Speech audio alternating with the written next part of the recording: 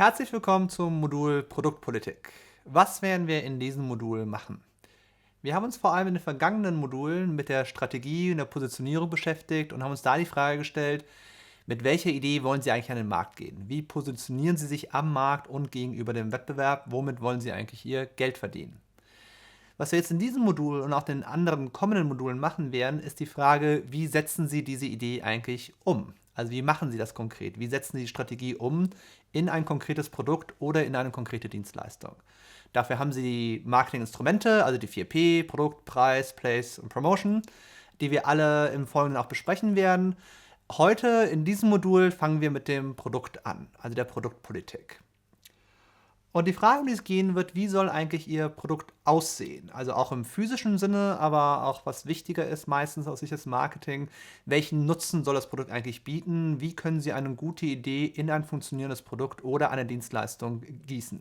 Und wichtig, wenn ich über Produkt spreche, auch im weiteren Verlauf des Moduls, damit meine ich sowohl Produkte wie eine Apple Watch oder ein VW Golf, also wie müssen diese Produkte aussehen, wie müssen sie umgesetzt werden, aber auch eine Dienstleistung. Das ist für uns im Rahmen der Vorlesung des Moduls, ist das für uns einigermaßen äquivalent. Die meisten Dinge, die ich zu Produkten sagen werde, gelten vielleicht nicht zu 100%, aber zu einem großen Maße auch für Dienstleistungen. Gut, fangen wir wieder mit einer Definition an. Sie wissen, ich mag Definitionen vor allem am Anfang eines Moduls. Also was ist eigentlich ein Produkt? Und wenn man sich anschaut, wie dieser Produkt in den vergangenen Jahrzehnten im Marketing oder in der Betriebswirtschaftsliteratur definiert wurde, da hatte man am Anfang, also vor einigen Jahrzehnten, etwas, was wir den substanziellen Produktbegriff genannt haben. Verzeihung, den substanziellen Produktbegriff. Und da wurden Produkte definiert als ein Bündel von physikalisch-technischen Eigenschaften. Also nehmen Sie ein Auto, das ist ein Produkt, auf das können sich alle einigen. Und dieses Auto zeichnet sich durch gewisse Eigenschaften aus, also Geschwindigkeit, Leistung, Gewicht, Verbrauch und so weiter und so fort. Nachdem man eine Weile mit diesem Produktbegriff hantiert hatte, merkte man, ja, der greift eigentlich ein bisschen zu kurz, weil es gibt viele Bestandteile oder Komponenten, die man einem Produkt zurechnen würde, die aber nicht physisch-technologischer Natur sind, also die sie nicht greifen können. Also bei einem Auto wichtig auch die Dienstleistungen, die sie mit dem Auto dazu verkaufen. Also Dienstleistungen im Bereich der Finanzierung oder der Wartung und Instandhaltung, was nicht im physischen Produkt verankert ist, aber trotzdem wahrscheinlich Teil des Leistungsbündels ist, das Leute kaufen. Deswegen habe ich darauf eingelassen, also der erweiterte Produktbegriff. Also ein Produkt ist ein Bündel von Eigenschaften, die sowohl materieller oder immaterieller Natur sein können. Dann hat man eine Weile mit dem Begriff hantiert und hat dann nachher festgestellt, das reicht immer noch nicht, weil Leute kaufen auch Produkte aufgrund von Eigenschaften, die weder materiell noch immateriell sind, also nicht konkret mit dem Produkt zusammenhängen, sondern die eher übergeordneter Natur sind. Also als ganz prominentes Beispiel eine Marke. Also das ist nichts, was direkt mit dem Produkt zusammenhängt, also materiell schon mal gar nicht, immateriell auch nicht unbedingt, weil die Marke auf sehr viele verschiedene Produkte passen kann. Aber trotzdem ist die Marke ein wichtiger Bestandteil, wenn Leute sich für den Kauf eines Produktes entscheiden. Und deswegen hat man gesagt, wir brauchen einen anderen Produktbegriff, also etwas, was wir den generischen Produktbegriff nennen. Und jetzt haben wir es, jetzt kommt die Definition, also ein Produkt ist ein Bündel von Eigenschaften, das auf die Schaffung von Kundennutzen jedweder Art abzielt. Also im Grunde genommen alles, was aus Sicht des Kunden an Nutzen stiftet, sei es materieller oder immaterieller Natur, wird dem Produkt zugerechnet. Ja? Ist das eine gute Definition? Ja, nein. Auf der einen Seite können Sie sagen, ja, ist eine gute Definition, weil auch die Kundenperspektive eingenommen wird. Das bisschen schwierigere an der Definition ist aber wiederum, jetzt wird ja gesagt, das Produkt ist alles und nichts. Also selbst wenn diese Definition korrekt ist, jetzt weiß ich als Marketingverantwortlicher, als Marketingmanager auch nicht so wirklich, was ich tun soll oder was ich von meinem Produkt verstehen soll, weil per Definition es ja eigentlich alles sein kann. Deswegen, um diesen Begriff des Produktes, also was sie dazu zählen oder was es wirklich bedeutet, ein bisschen handhabbarer zu machen, lohnt es sich meistens in verschiedenen Kategorien von Nutzen zu denken. Und dieses Chart hatten wir auch schon im Bereich der Strategie, wo wir gesagt haben, also ein Produkt oder eine Leistung zeichnet sich durch verschiedene Nutzenarten aus. Also im Beispiel eines Autos, den funktionalen Nutzen, der aus der Basisfunktionalität resultiert, also das Auto fährt. Darüber hinaus können Sie noch einen ökonomischen Nutzen dem zuschreiben, also welchen Treibstoffverbrauch, welchen ökonomischen Nutzen aus dem Gebrauch des Fahrzeugs resultiert.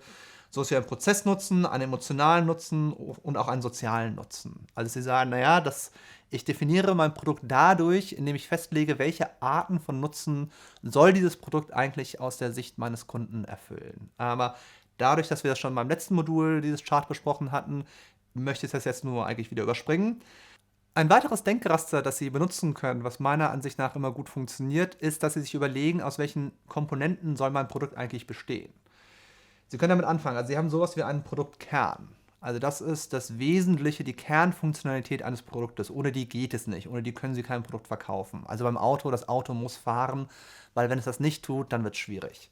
Sie können darüber nachdenken, welche Zusatzeigenschaften soll dieses Produkt eigentlich aufweisen. Und Zusatzeigenschaften sind Eigenschaften, die auch wieder technischer, funktionaler Natur sind, die aber nicht mit mit der Kernfunktionalität zusammenhängen. Also sprich, anders formuliert, das Produkt würde auch ohne diese Zusatzeigenschaften funktionieren. Bei Autos kann das sowas wie das Design sein. Also Design, Ästhetik, Produktästhetik, wichtige Themen, wenn Leute ein Auto kaufen. Aber das Auto fährt auch ohne das schöne Design sozusagen. Das ist eine Zusatzeigenschaft, die einen Nutzen stiftet, der aber nicht in der Kernfunktionalität begründet liegt. Weitere Felder, Verpackung oder Gestaltung des tangiblen Umfeldes. Also wie verpacken Sie Güter eigentlich? Also gerade im Bereich der Kosmetik oder auch der Mode in vielen Fällen ist die Verpackung entscheidend. Oder bei Dienstleistungen, was wir hier meinen mit der Gestaltung des tangiblen Umfeldes. In welcher Umgebung findet die Erbringung einer Dienstleistung eigentlich statt? Jetzt können Sie sagen, Sie gehen zur Bank. Ist eigentlich vollkommen egal, wie es da aussieht, weil Sie wollen ja eine kompetente Beratung von einem Mitarbeiter der Bank haben. Das ist eigentlich egal, auf welche Art von Stühlen Sie sitzen oder wie die Räume aussehen, in denen diese Beratung stattfindet. Im Prinzip ist das egal. Also wenn wir alles perfekt rational entscheidende Menschen wären. Sie werden aber sehen, dass dieses Umfeld, in dem eine Dienstleistung stattfindet, sehr, sehr wichtig ist, dass Firmen aus dem Dienstleistungsbereich sich sehr viele Gedanken darüber machen, weil sie wissen, naja, also je nachdem, wie es aussieht bei mir, das kann natürlich einen Einfluss darauf haben, wie die Kunden die Qualität meiner Dienstleistung bewerten. Jetzt sind wir auch beim Thema Dienstleistung, also was für Dienstleistungen, Basisdienstleistungen oder Zusatzdienstleistungen können Sie im Grunde dem Produkt noch dazugeben, um die Wertigkeit des Produktes zu erhöhen. Spielt auch eine gewisse Rolle im Automobilbereich. Welche Dienstleistungen im Bereich der Finanzierung oder Reparatur und Service bieten Sie eigentlich an, um auch die Wertigkeit des Produktes zu erhöhen? Und ganz am Schluss auch das Thema Marke. Also ein ganz wichtiges Thema, wie machen Sie Produkte oder Dienstleistungen eigentlich dadurch attraktiver, dass Sie sie mit einer Marke versehen oder unter einer bestimmten Marke anbieten, die in vielen Fällen vielleicht nicht unbedingt relevant für das Kernerlebnis ist, aber ein sehr wichtiger Bestandteil dessen ist, warum Leute Produkte kaufen. Naja, weil sie eine bestimmte Marke haben wollen. Sie können auch die Arten von Produkten auch danach unterscheiden, was für Produkte oder Dienstleistungen es sind und an welchen Zielmarkt sie sich richten. Also Sie können im Grunde genommen sagen, was wir eben schon angesprochen hatten, es gibt Sachgüter, also alles Produkte, die Sie anfassen können. Es gibt aber auch Dienstleistungen, also Dienstleistungen zeichnen sich dadurch aus, dass Sie sich nicht anfassen können, also es eine intangible Tätigkeit ist. Und Sie können natürlich diese beiden Typologien, also Produkte, Dienstleistungen, auch noch danach unterscheiden, an welchen Markt sie sich richten. Also sind es Konsumgüter, die sich an den Endkundenmarkt richten, oder sind es Industriegüter, also im B2B-Bereich, wo Produkte erworben werden, um sie in irgendeiner Form weiter zu verarbeiten. Und Sie können genau die gleiche Unterscheidung auch im Bereich der Dienstleistungen treffen, also konsumtive Dienstleistungen oder investive Dienstleistungen. Ich glaube, ich muss auch nicht auf jeden einzelnen Punkt eingehen, nur dass Sie verstanden haben, diese grundlegende Unterscheidung ist möglich. Gut, nach diesen einführenden Sätzen geht es jetzt los im Grunde genommen mit der Produktpolitik. Ich möchte nur ganz kurz darauf eingehen, was für Entscheidungsfelder sind relevant oder welche Inhalte, Themen werden wir jetzt in den folgenden Modulen auch behandeln. Und Sie können die Entscheidungsfelder der Produktpolitik im Grunde genommen in 3 Blöcke systematisieren. Das eine ist die Frage des Innovationsmanagements. Also was für Produkte bringen Sie eigentlich auf den Markt? Also wofür entscheiden Sie sich? Welche Produkte wollen Sie am Markt platzieren? Das hängt sehr eng mit der Frage der Innovation zusammen. Also was für eine Idee habe ich vielleicht für die Zukunft und wie bringe ich die nachher auf den Markt? Ein bisschen das Gegenstück dazu ist das, was wir das Management des Produktprogramms nennen. Also Sie müssen ja nicht nur darüber nachdenken, wie bringe ich neue Produkte auf den Markt, wie platziere ich die am Markt, sondern müssen sich auch darüber Gedanken machen, naja, von allen Produkten, die ich derzeit auf dem Markt habe, wie muss ich die eigentlich managen, um eine gute Situation für das Unternehmen zu erzielen. Und als letzter Block, der ein bisschen über beiden Feldern schwebt, ist das Markenmanagement. Also wenn Sie sagen, die Marke ist Teil meines Produktes, Teil der Leistung, die ich mit anbiete, dann sollten Sie sich auf jeden Fall Gedanken darüber machen, wie Sie es am besten anstellen, weil es in vielen Fällen ein sehr großer Gewinntreiber für das Unternehmen sein kann und sehr wichtig aus der Sicht der Konsumenten natürlich auch.